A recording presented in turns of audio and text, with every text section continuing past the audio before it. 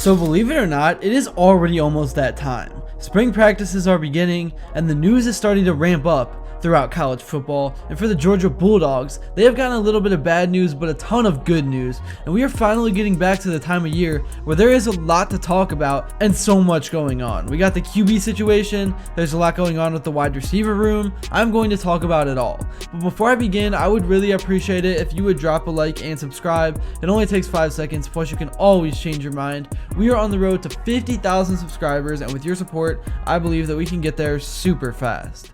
Alright, so to get right into some of the good news, Colby Young joined Georgia in 2024, but faced legal issues that sidelined him for much of the prior season. Kirby Smart confirmed that Young is fully cleared, indicating no remaining legal obstacles, and he is actively participating in spring practice. The wide receiver position experienced significant turnover after 2024, with several departures like Rara Thomas and Dominic Lovett. Young's return addresses a critical need for experienced talent at a position that is the greatest need for the Dogs. At 6'3" and 215 pounds, Young is a big-bodied receiver with a proven catch radius, making him a valuable asset in the red zone and on contested catches. Georgia struggled with third down conversions and red zone efficiency in 2024, partly due to inconsistent wide receiver play and an inability to run effectively in tight spaces, and Young's 2024 performance before his absence included key red zone contributions, mirroring a skill set of new transfer Noah Thomas from Texas A&M. Thomas at 6'5" and 200 pounds led Texas A&M in touchdowns in 2024, establishing himself as a similar touchdown getter. With Young and Thomas, Georgia now has two proven SEC level red zone threats, paired with tight end Oscar Delp at 6'5", 245 pounds. This trio creates matchup nightmares for defenses. I think the Bulldogs could use these guys in 3 wide sets, forcing defenses to spread coverage and leaving gunner Stockton, assuming he starts in 2025, with favorable options to exploit mismatches. Young's presence could alleviate pressure off Dylan Bell, a 6'1", 190-pound junior who emerged as Georgia's most reliable receiver in 2024, despite not being an elite number 1 option. Bell's strengths lie in his versatility, running, motion plays, slot routes, and backfield alignments. Without Young, Bell was locked into the Z receiver role, limiting his dynamic playmaking, but now, with Young and Thomas handling outside duties, Bell can roam freely, potentially in 2 back sets with Nate Frazier or 4 wide formations. So here's the depth chart prediction. Even though it is still insanely early, at the X you got Noah Brown and Colby Young. Young will also of course be at the Z. You got Tuggle there with Humphreys and Spear,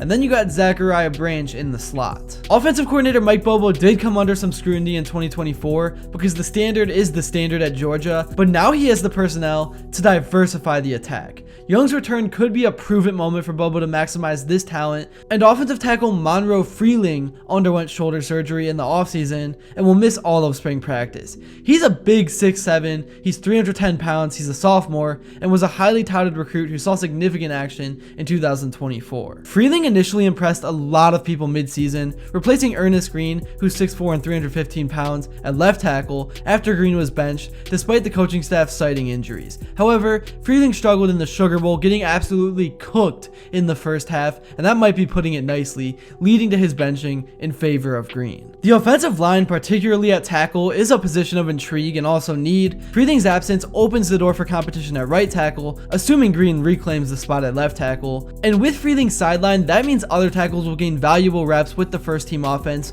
which could be huge because the season is long. There will be injuries. It's good that many guys will have reps and can step into those big roles when their name is called. Some names I'm looking out for are Bo Hewley, a 6'7", 300-pound redshirt freshman with high potential, Michael Uini, a 6'7", 320-pound freshman with a lot of raw athleticism, and then there's Jazar Jackson, a 6'10", 330-pound freshman. He's physically gifted, but a little bit unpolished. Obviously, he has time. And then there's Daniel Calhoun, who's likely going to be an interior lineman. He's 6'6" and 350 pounds, just a unit, but he is just a depth piece. Anyways, moving on, Kirby Smart provided some updates on the quarterback battle between Gunnar Stockton and Ryan Puglisi. The quarterback battle is obviously Georgia's most important position battle this spring, so Smart had to highlight that on his opening practice conference. As far as quarterback, it's just like every other position, Smart said. Every day, you're fighting and trying to compete with the other guy. You think it's coach speak, but it's really not. It's the spring, there is no depth chart, there's just reps, and in the spring, we're giving reps out. We're getting 4 reps with 4 groups at some positions, and we want to see all those guys compete and get better. Stockton, of course, started for the Dogs in the Sugar Bowl and entered the SEC championship game after Carson Beck suffered a torn UCL. He played admirably with a lot of heart. He really won over a lot of fans. He's a tremendous leader. He's a tough kid that loves football, that loves his teammates. Smart said about Stockton.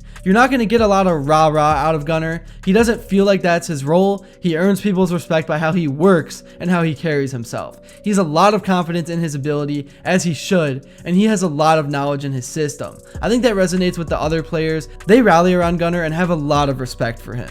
And yeah, I think him sitting on the sideline for an entire season, I think that's going to help him a lot if he does end up starting, which I think he will, because when you sit there, all you're doing is analyzing plays and where things are going right and wrong all season long, and then when you actually get out on the field, you are ready to go. Ryan Puglisi is a 4-star prospect that stands at 6'3" and weighs 210 pounds. He does have immense arm talent, so the sophomore from Massachusetts has a fighting chance to become the starter. However, he missed most of last spring with an injury, so he has a serious disadvantage in terms of experience, and like I already said, I think it's going to be Stockton that gets the job initially, but he does have a fighting chance, and I don't think it would be bad for him to sit on the sideline and learn, even if it is a wasted year. Freshman quarterbacks Ryan Montgomery and Hezekiah Melendar are also in the quarterback room. Montgomery is currently rehabbing from an ACL tear and is out for the spring, but regardless of who starts, Georgia will be transitioning to a new quarterback due to the fact that Carson Beck transferred to Miami, and boy oh boy is there some drama already starting to stir up with him over there, with his girlfriend and him cheating and all that stuff. I'm not going to get into that because it's all personal stuff, but I've seen this stuff going around on Instagram, TikTok, and Twitter. It's a funny story to follow. But yeah, that is just kind of what's going on with Georgia right now. I know it's super early,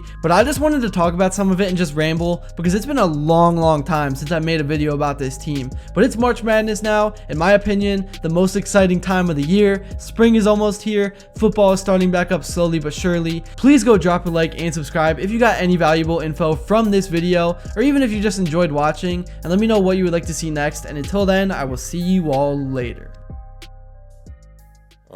So we got to do a better job getting them in shape.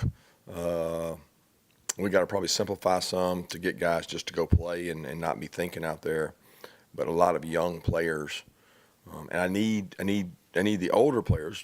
I mean, old to me is year 2, year 3. That's old, to lead the year 1 guys, because I feel like half the roster is in their first season at Georgia, not necessarily their first season of college, but their first season at Georgia, and it's been tough. So we got a long way to go, but I am optimistic. We do have good kids, and they do work hard.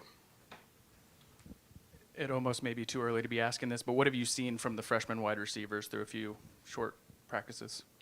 They got to get in shape. They're constantly tired at practice. They got their hands on their hips, exhausted. I think there's a little anxiety in that. So it's not like they're not taking more reps. So like the older players might have 25 reps in a practice. They might have 20.